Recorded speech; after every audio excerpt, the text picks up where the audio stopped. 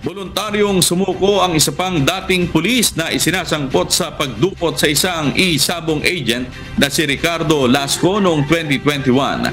Sumurrender si former Police Corporal Roy Navarrete sa Calauan Municipal Police Station sa Laguna nitong gabi ng Sabado, January 21. Si Navarrete ay may warrant of arrest dahil sa kasong illegal kidnapping, serious illegal detention at robbery laban kay Lasco sa San Pablo, Laguna noong August 30, 2021.